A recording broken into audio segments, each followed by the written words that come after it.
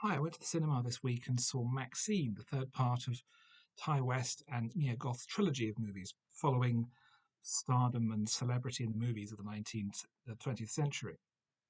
The series started with X several years ago, about the production of a porn film on a remote farm where its makers get targeted by the angry and vengeful elderly farm owners. The second film, Pearl, moved back to the 1920s, and we saw the elderly farmer's wife as a young woman seeing her dreams of stardom thwarted. I loved Pearl. I thought it was one of the best films of the year. A very stylish, very original character drama mixed with horror tropes. It was very fresh, very different.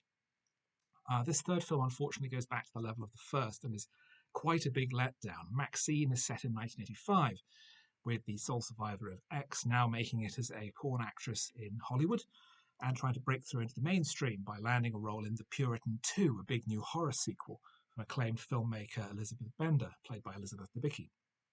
However, she's stalked by a mysterious figure who reveals that he's a private investigator, tasked by someone mysterious as also to track her down while the city is being terrorized by the infamous real life serial killer, the Night Stalker. The film is trying to be about a lot of things all at once, and as the saying goes, instead of whole assing one thing, it half asses everything.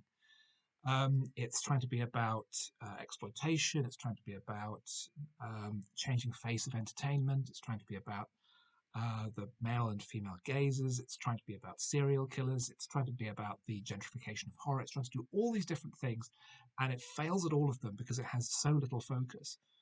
Um, I've seen a number of Ty West's films now, and Pearl is the only one that really stood out because that was one where it felt like he had a really strong idea, a really clear central concept around which everything else could be hung. X felt like just another horror movie, a well made one with a mildly original twist to it, but really nothing special. MaXXXine goes in the opposite direction because it's almost never remotely scary. It's, I think, a misnomer to call it a horror movie. It's more just like a straight thriller. Um, and it has so much going on that it never gets time to build up any real mood or atmosphere or any central concept or any central through line or basic narrative.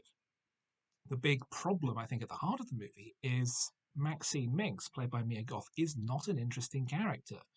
She's very focused on becoming famous, on becoming a big star, and she's very shallow, and there's really nothing else to her. She's really quite unsympathetic, but even unsympathetic characters can be interesting if they're well written. My go-to example is always Hannibal Lecter, who's not a nice person. He eats people, but is very interesting. Maxine just isn't interesting. She's very ambitious and she's very shallow.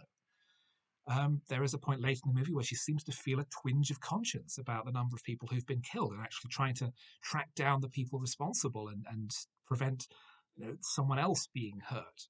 But there's really nothing built on that idea.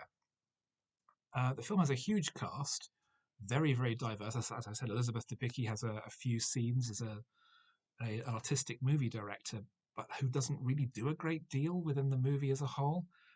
Kevin Bacon hams it up as the private investigator. Giancarlo Esposito plays Maxine's agent and gets a few good scenes in a funny wig.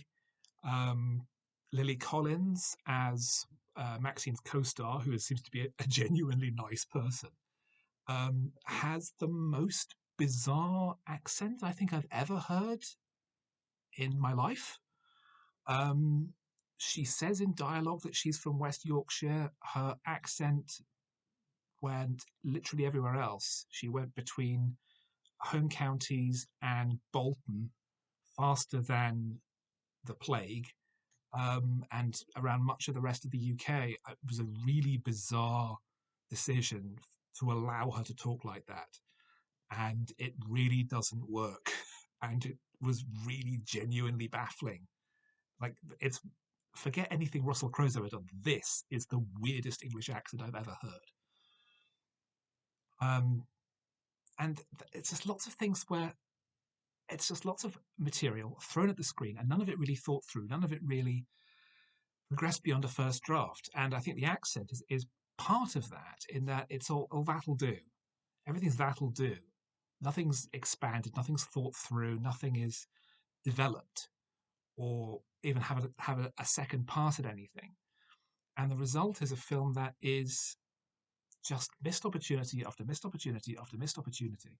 It could have been really interesting. It could have really built on what Pearl had done and been really intelligent and thoughtful, while also combining that with a genre story. Instead, it's just a complete mess.